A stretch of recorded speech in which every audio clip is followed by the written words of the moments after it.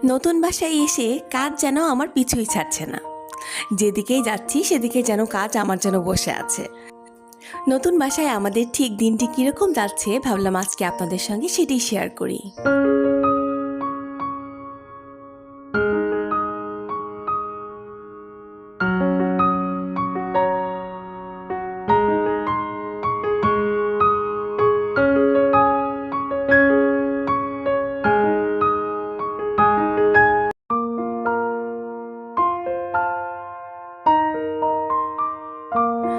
আসসালামু আলাইকুম। লামিস ব্লগে আপনাদের আরও একবার স্বাগতম জানাচ্ছি ঢাকা থেকে। আমি জান্নাতুল লামিয়া। আশা করছি আপনারা যে যেখান থেকে আজকে আমার ভিডিওটি দেখছেন সবাই অনেক বেশি ভালো আছেন এবং সুস্থ আছেন। আলহামদুলিল্লাহ, আমিও আমার পরিবার নিয়ে খুব ভালো আছি। বেশ কিছুদিন হলো আমি কিন্তু কোনো ভিডিও দেইনি, আর বেশ অনেকটা দিন পর আমি কিন্তু আবার আপনাদের কাছে হাজির হয়েছি। আশা করছি আপনাদের এই ভিডিওটি অনেক বেশি ভালো লাগবে। তো আমার ভিডিওটি না টেনে দেখার জন্য অনুরোধ রইল। আপনারা যারা আমার গত ভিডিওগুলি দেখেছেন তারা তো জানেন যে আমি বাসা শিফট করেছি, আর জানেনই তো যে বাসা শিফট করাটা আসলে কতটা কষ্টের। আর এই কষ্টের মধ্যে কিন্তু আমার ভাই এবং আমার আম্মু সেখানে কিন্তু আর বসে থাকতে পারেনি, আর এই জন্যই কিন্তু আমার কাছেই চলে এসেছে হেল্প করার জন্য। তো আমার আম্মু এসেছিল আর আমার ভাই এসেছে, ছোট ভাই। আসলে ছোট ভাই বলতে আমার কিন্তু কোনো ছোট ভাই নেই, ওটা আমার আসলে কাজিন, আমার খালাতো ভাই। ওরা কিন্তু আবার দুই ভাই। তো এবার যে এসেছে সেটি হচ্ছে ছোট। আর আমি যখনই বাসাটা শিফট করি তখন কিন্তু ওর যে বড় ভাই আছে আমার, সেই ভাই কিন্তু একদম ছুটে চলে আসে আমাকে হেল্প করার জন্য, ওকে বলতেও হয় না। তো এবার আসলে এসেছে ছোটটা, আর ও কিন্তু এবার আমার বাসায় প্রথম এসেছে। তো আমি ভেবেছিলাম ওকে অনেক বেশি ঘোরাবো, কোথাও একটু বেড়াতে নিয়ে যাব। যতই আমি বাসা শিফট করি দরকার হলে পরে আমি নিজে নিজে কিন্তু সেগুলি সুন্দর করে গুছিয়ে নিতে পারবো। তো এর মধ্যে এমন বৃষ্টি শুরু হয়েছে যে কিসের আর ঘোরাঘুরি, আমরা বাসা থেকে আর বেরই হতে পারছিলাম না। তবে আলহামদুলিল্লাহ আমরা যেদিনকে বাসাটা শিফট করি সেদিন কিন্তু কোনো বৃষ্টি ছিল না। যখন আমরা হালকা পাতলা সব কিছু নেওয়া হয়ে গিয়েছিল তখন কিন্তু অল্প অল্প বৃষ্টি হয়েছিল, তাও একদমই অল্প কিছুক্ষণের জন্য। তো আমি খুব করে দোয়া করছিলাম যেন আজকে বৃষ্টিটি না হয়। তো আলহামদুলিল্লাহ সেদিনকে বৃষ্টি হয়েছিল না, একদমই অল্প কিছুক্ষণের জন্য হয়েছিল। তবে আমাদের কোনো সমস্যা হয়নি বাসা শিফট করার সময়। তো যাই হোক, আমরা কিন্তু সকালে সকলে মিলে নাস্তাটা করে নিয়েছি। আর এরপর আমি কিন্তু 12টার দিকে একটু ফল কেটে নিয়েছিলাম। ফ্রোজেন কিছু লিচু ছিল সেগুলিও বের করে নিয়েছিলাম, আর কিছু পেঁপে কেটে নিয়েছিলাম। তো আমি যখন খাচ্ছিলাম তখন কিন্তু আমি খুব বেশি ছটফট করছিলাম, আর আমার বাবা তখন পাশেই দাঁড়িয়েছিল। তো আমি যখন ওরকম করে চামচটা ফেলে দিয়েছি খুব বেশি তাড়াহুড়ায়, তো আমার বাবা হাসছিল আর বলছিল যে তুমি এত কেন ছটফট করো, তুমি একটু খাওয়ার সময় তো একটু আস্তে ধীরে খেতে পারো, এত ছটফট কেন করো বলো তো। আসলে আমি খুব বেশি ছটফট করে সব কাজগুলো খুব তাড়াতাড়ি করে নিতে চাই, কিন্তু আসলে এটি কিন্তু হিতে বিপরীত হয়।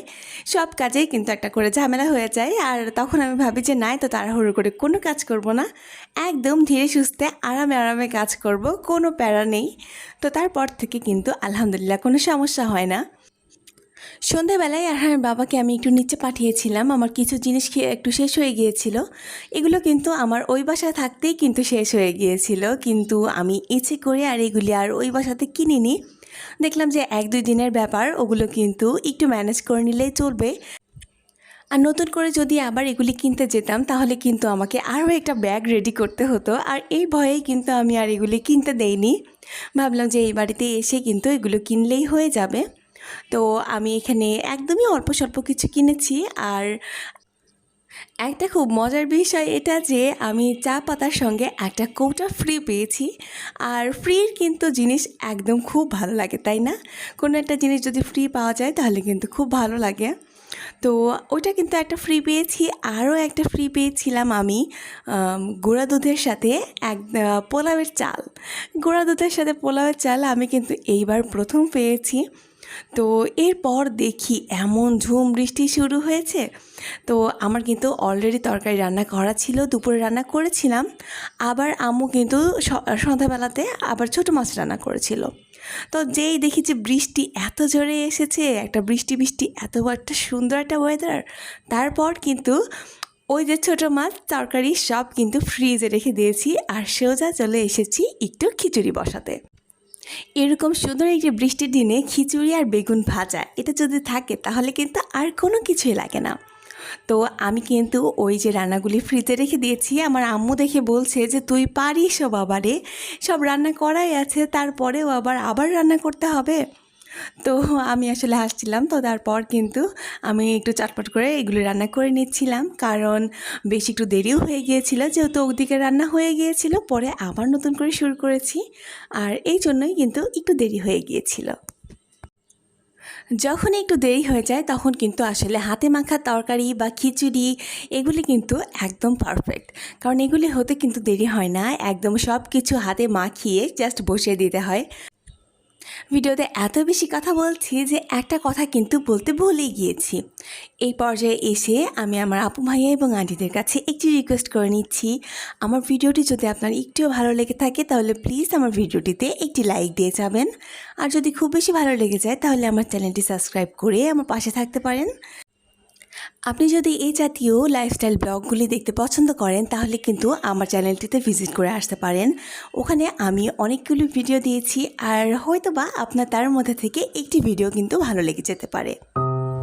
একটি বাসা থেকে অন্য আরেকটি বাসাতে শিফট করা যে আসলে কতটা কষ্টের, আমাকে কিন্তু আমার প্রিয় অনেক আপুরা কিন্তু কমেন্ট করে জানিয়েছেন, এবং এটিও জানিয়েছেন যে তারাও হয়তোবা খুব শীঘ্রই বাসাটি চেঞ্জ করছে, আর হয়তোবা আমার এই ভিডিওগুলি দেখে তাদের একটু হলেও হেল্প হয়েছে।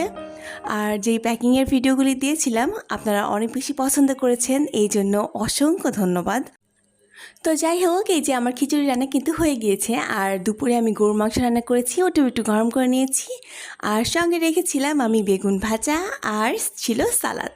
আমি যখন এই টেবিলে খাবারগুলি দিয়েছি আর ঠিক সেই মুহূর্তেই কিন্তু গিয়েছে কারেন্ট। কেমনটা লাগে বলুন তো?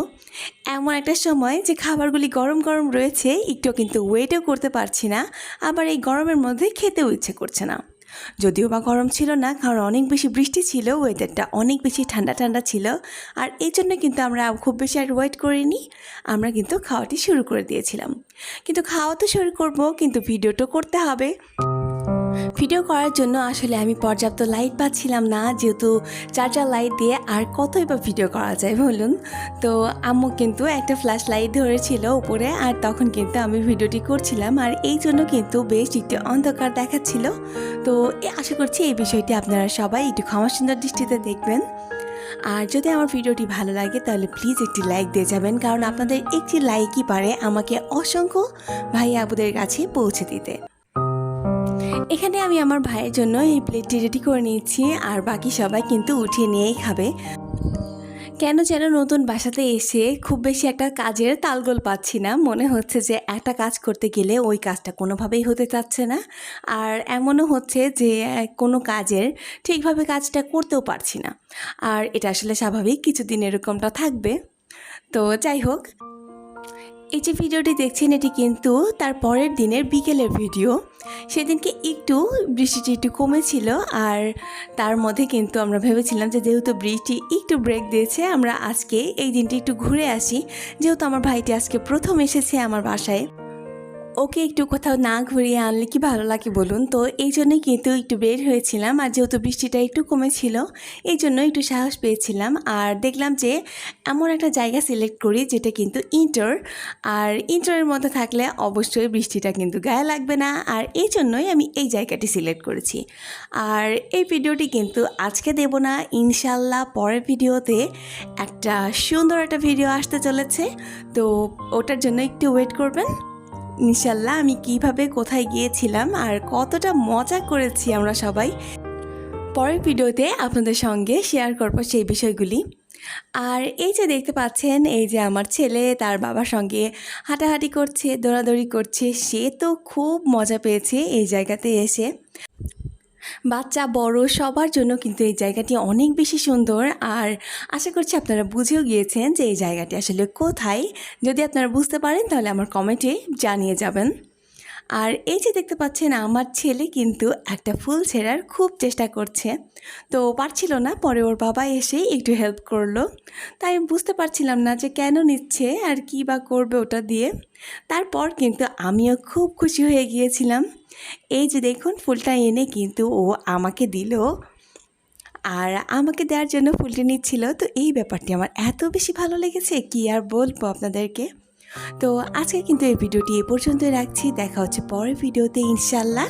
ততক্ষণ পর্যন্ত সবাই ভালো থাকুন, সুস্থ থাকুন, আমাদের জন্য দোয়া রাখবেন। সবাইকে খোদা হাফেজ, আসসালামু আলাইকুম।